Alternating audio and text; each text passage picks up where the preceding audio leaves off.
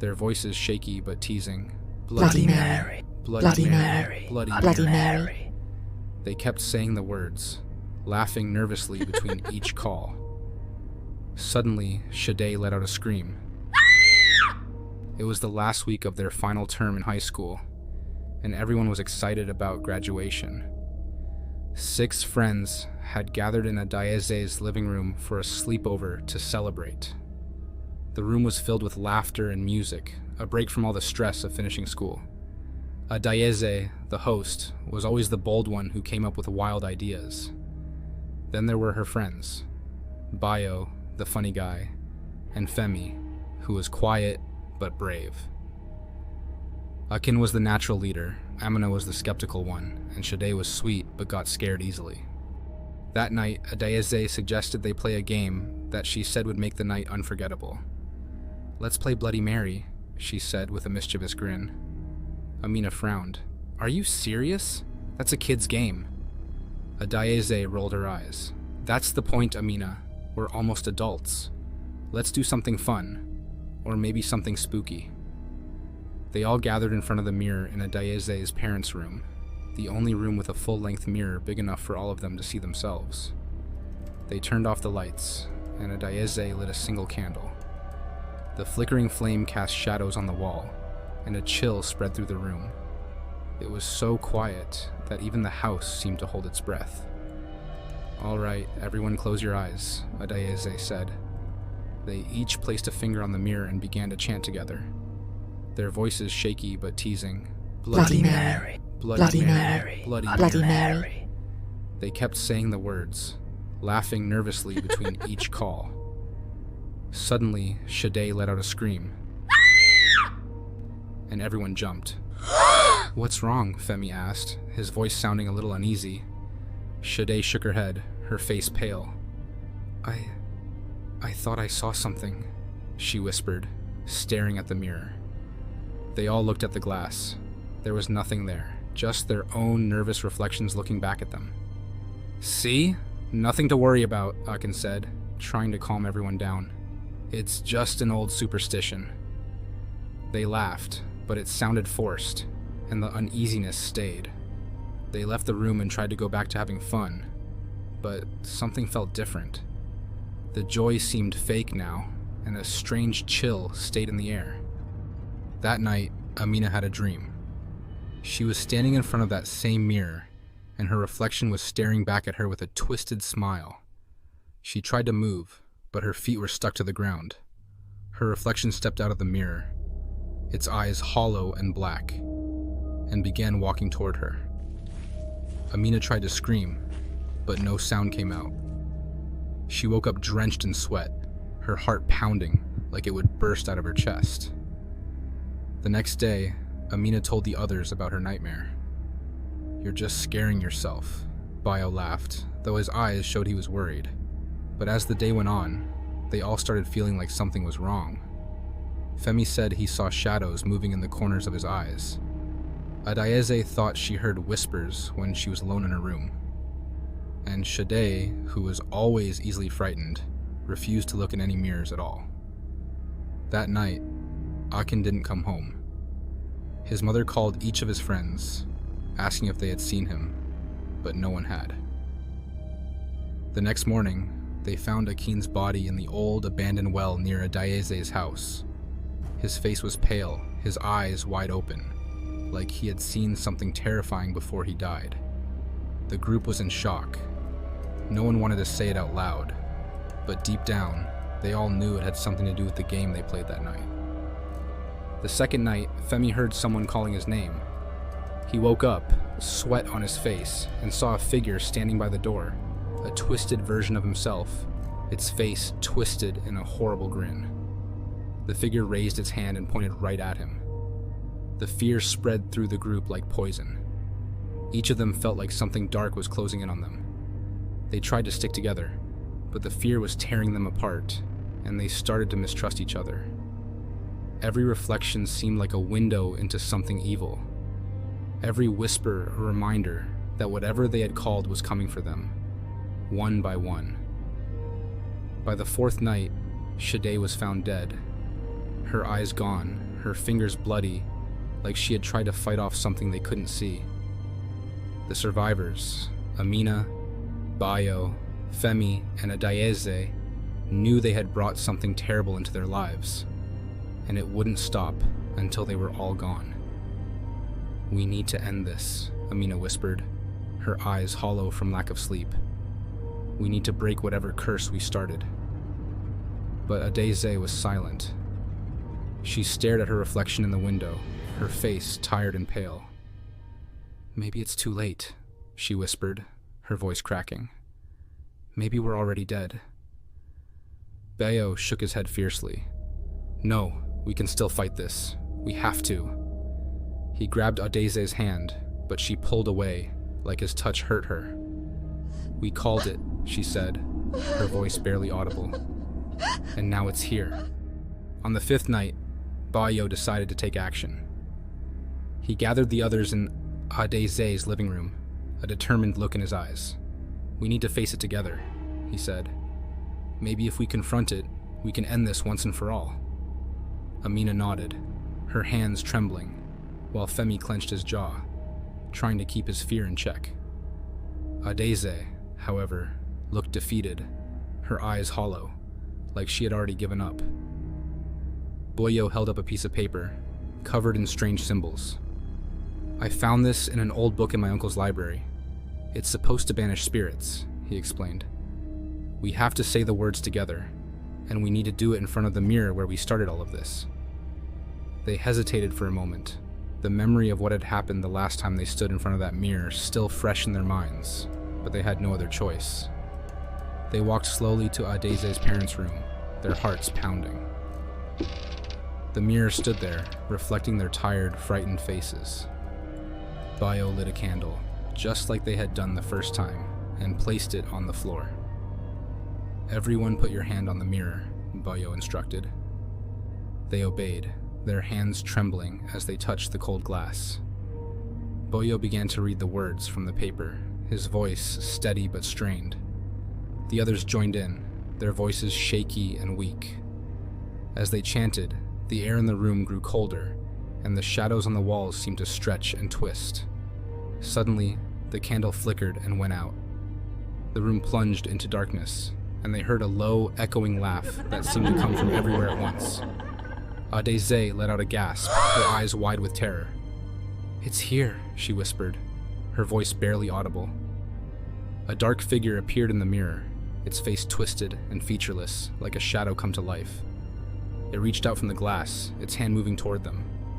Amina screamed, but Buyo kept chanting, his voice growing louder, trying to drown out the whispers that filled the room. Femi closed his eyes, focusing on the words, his entire body trembling. The figure's hand moved closer, and they could feel the cold, unnatural presence wrapping around them. Adeze's eyes filled with tears as she whispered, "I'm sorry." But then, just as the darkness seemed like it would swallow them whole, the mirror shattered. Glass flew everywhere, and the figure disappeared. The room was suddenly quiet, the coldness lifting, replaced by an almost deafening silence. Bayo panted, his hand bleeding from a cut caused by the broken glass. Amina was on the floor, her eyes wide, tears streaming down her face. Femi looked around, his heart pounding, trying to understand if it was really over. Adeze stared at the shattered pieces of the mirror, her eyes hollow and empty. "Did we do it?" Amina asked, her voice barely a whisper. Bayo nodded, though he wasn't entirely sure. I think it's over." They all sat there surrounded by the shards of the mirror, exhausted but alive. The creeping presence that had followed them seemed to be gone, and for the first time in days, they felt like they could breathe again. But deep down, none of them could shake the feeling that something was still watching, waiting, just out of sight. On the 6th night, the air was different, heavier somehow, as if the house itself had become a trap. The friends tried to go back to their lives, but sleep eluded them, and the sense of dread never left. It was as though the shattered mirror had only made whatever they had called angry, not banished it. Amina stayed over at Adeze's house that night. She didn't want to be alone, and neither did Adeze. They sat in the living room, a dim lamp casting a weak circle of light around them. The silence was unbearable, so they decided to turn on the television, hoping the noise would help distract them. But the channels flickered, showing only static. The electricity seemed to pulse, and suddenly the TV turned off by itself. Amina turned to Adeze, her face pale. "Something's wrong. I can feel it." Adeze nodded, her eyes filled with tears. "It's never going to stop, is it?" she whispered. Suddenly, they heard a loud bang from upstairs, followed by the unmistakable sound of something shuffling, moving slowly down the hall. The girls froze, staring at each other, fear clear in their eyes.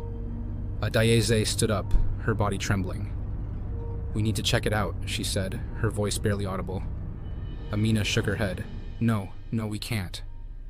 But Adeze was already moving, her feet carrying her to the stairs, almost as if against her will.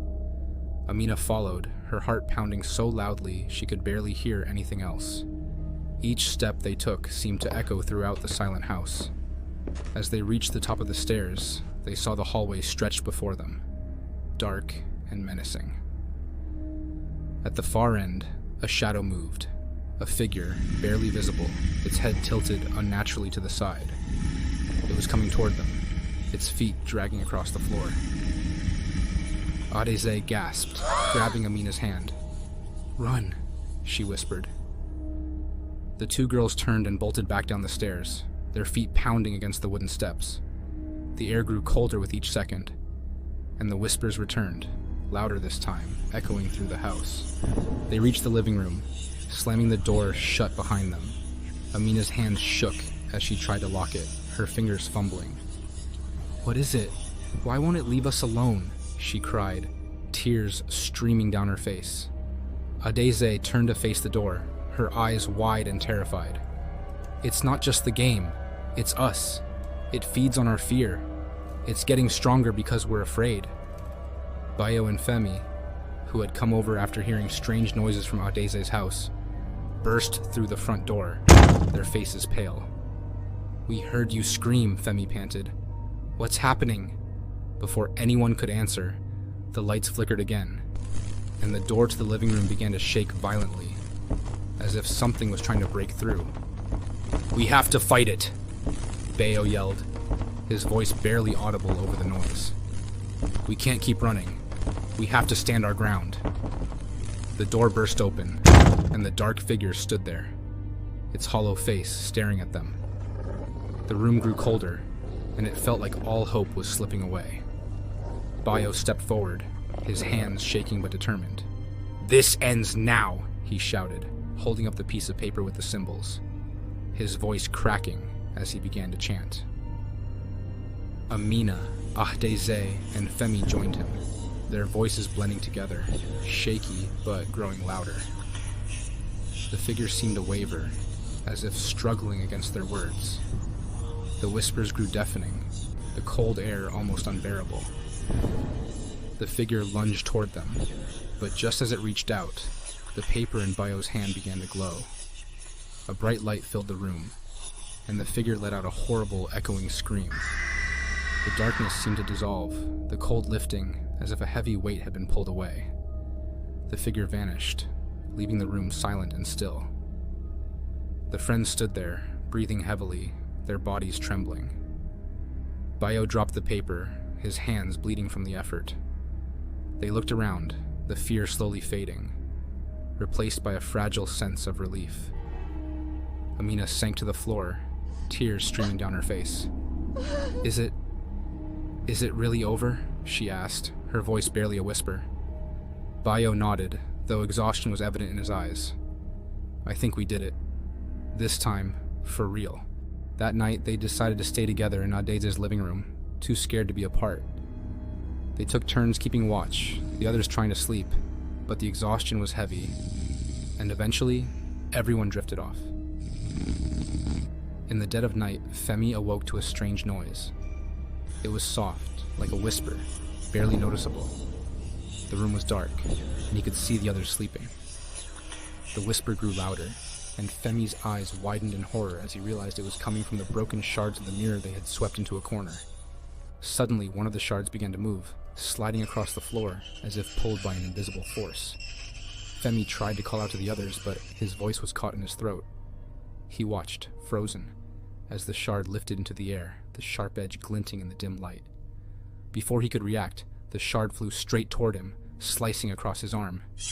He let out a strangled cry, waking the others.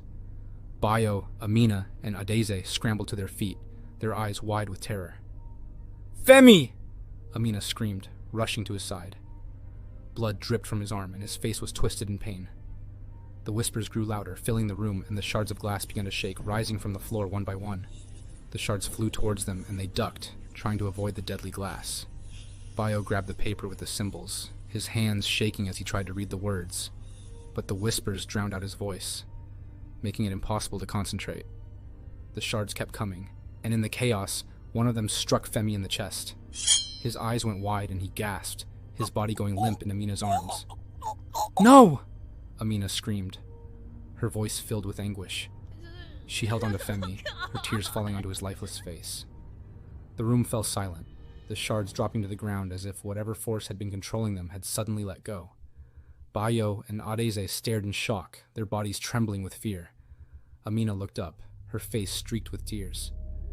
"We have to end this," she whispered, her voice filled with a new determination. "We can't let Femi's death be for nothing." Bayo nodded, his eyes filled with grief. "We'll find a way," he said, his voice cracking, "no matter what it takes." 1 week had passed, and Bayo had found a website during his frantic research.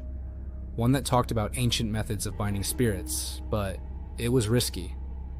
The ritual required blood, human blood, and the loss of something deeply personal. If done right, it would trap the spirit forever, banishing it from the physical world. But if done wrong, it could make things much worse. "We don't have a choice," Amina said, her voice barely above a whisper, as they sat in Adiz's bedroom. "We have to do this. It's the only way." Adeze nodded slowly, her face pale. "But whose blood?" she asked, already knowing the answer but dreading it. "We all have to give," Bayo said, his voice shaking. "But one of us has to give more." Silence fell over the group as they looked at each other. They had already lost Femi, Shade, and Aiken. They knew what the spirit was capable of, but this was their last chance. With trembling hands, Bayo gathered the supplies they would need: a sharp knife, candles, salt, and a small bowl to catch the blood. "I'll go first," Amina said, her voice steady despite the fear in her eyes. She took the knife, her hands shaking as she made a small cut on her palm, letting her blood drip into the bowl. "We called it. We have to send it back," she whispered, more to herself than to anyone else. Bayo was next. He winced as the blade sliced through his skin, his blood mixing with Amina's in the bowl. The air in the room felt thick, the shadows around them growing darker with each passing second. The spirit was near. They could feel it. Finally, it was Adeze's turn.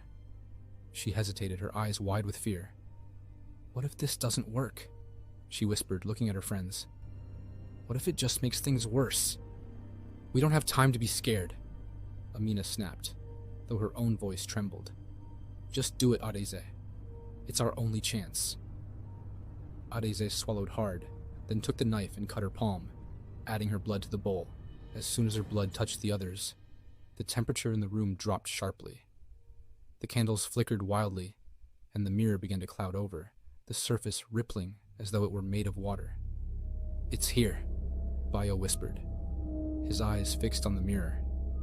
The dark figure appeared in the reflection, its eyes glowing faintly in the dim light.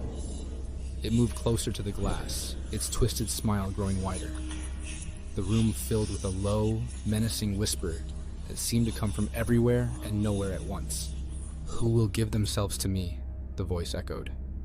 "We have to finish the ritual," Amina said urgently, grabbing the bowl of blood. She poured it onto the mirror, and the glass hissed as though it had been burned. The spirit recoiled, its form flickering, but it didn't disappear. Instead, the figure walked out from inside the mirror. One must give everything, the voice demanded, its cold presence filling the room. A life for a life. Bayo's breath hitched in his throat. He looked at his friends, his heart pounding in his chest. He knew what had to be done. "I'll do it," he said, his voice shaking. "I'll give everything." "No!" Amina gasped, grabbing his arm. "We'll find another way." "There is no other way," Bayo said, his eyes filled with sorrow, but also determination. "It's me or all of us. We can't let it keep taking more." Before Amina or Adeze could stop him, Bayo stepped forward. The spirit lunged toward him, its eyes blazing with a sinister light. The room grew colder, the air thick with an almost unbearable pressure. Bayo cried out as the spirit's dark form wrapped around him. His body stiffened, his eyes wide with terror as the spirit began to drain his life force. His skin grew pale and his breath became shallow, but he didn't pull away. He didn't run, determined to see it through. The mirror began to crack, the surface shattering as the spirit, along with Bayo, dissolved into the mirror. The spirit let out a piercing scream as the mirror exploded, shards of glass flying across the room. Amina and Adeze ducked, shielding themselves from the blast. When they looked up, the room was still. Bayo was gone. The mirror had shattered completely, and the spirit was nowhere to be seen. The heavy, oppressive presence that had filled the house for so long had lifted. It was over. Amina stumbled to her feet, her eyes wide with disbelief. "Bayo!" she called out, her voice trembling. "Bayo!" But there was no answer, only silence. Adeze stood beside her, her face pale and her hands shaking. "He did it," she whispered. "He really did it." Tears streamed down Amina's face as she sank to the floor, her heart breaking for the friend they had lost. Bayo had given everything to save them, and now he was gone. The spirit was gone too. They had won, but at a terrible cost. The nightmare was over, but the scars it left behind would never fade. A year had passed since that terrible night. The town had moved on, but the scars remained with Amina and Adeze. Life had returned to some semblance of normal, but they both knew things would never truly be the same. The memories of the dark entity, the deaths of their friends, and the sacrifice Bayo made haunted them every day.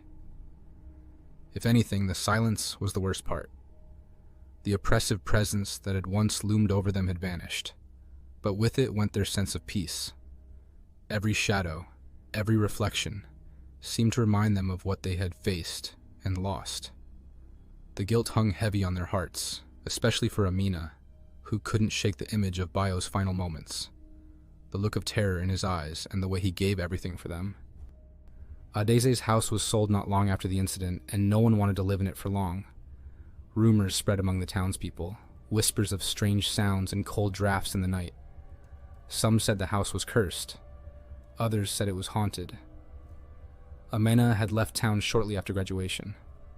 She couldn't stay there any longer, not with the memories pressing in on her. She and Adeze kept in touch, but even their conversations were filled with the past, with the things they wished they could forget. One day, a year after the horror had begun, Amina decided to return to visit Adeze. She hadn't seen her since the day she left, and she needed closure. She needed to stand in the place where it had all started and convince herself that it was truly over. She met Adeze at a cafe on the edge of town. They spoke cautiously at first, as though afraid of what memories their words might summon. But gradually the tension eased, and they reminisced about their friends, the good times, before everything had gone wrong. As the afternoon wore on, a thought began to gnaw at Amina's mind. "Do you ever wonder," she began, her voice hesitant, "if there's still something we missed?" Adeze looked at her, her brow furrowed. "You mean about the spirit?" Amina nodded. I don't know. Sometimes I feel like it's still there, watching us, like maybe we didn't really send it away." Adeze shook her head, though her eyes darkened with doubt. "Bayo gave everything. It's gone, Amina. It has to be." A week later, before leaving town, Amina stood alone in front of Adeze's old house. She had told herself she wasn't going to come back, but something had pulled her here. The windows were dark, the house empty and lifeless. It looked the same, but it felt different. Hollow, almost like it was waiting. Her cab suddenly pulled over and she got inside, leaving the house, the city, and all the horrors behind. 10 years later, the house was sold. A new family moved in, excited to start their lives in the quaint, quiet town. Their teenage daughter, curious and eager to explore the old house, found herself drawn to the same room that had taken so much from Amina and her friends. That evening, as the night grew darker, she remembered a game her friends had talked about. One that sounded silly, but thrilling. She stood in front of the mirror, the dim light of her lamp flickering softly. Bloody Mary, Bloody Mary, Bloody Mary. The room was silent. She laughed at herself, feeling foolish. But as she turned to leave, the mirror flickered. Shadow moved behind her. And then from the darkness, a soft whisper echoed through the room.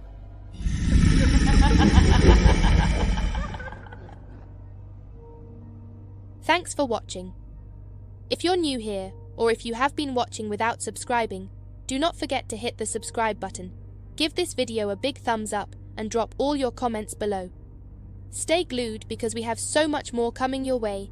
I will see you guys in our next one. For now, bye.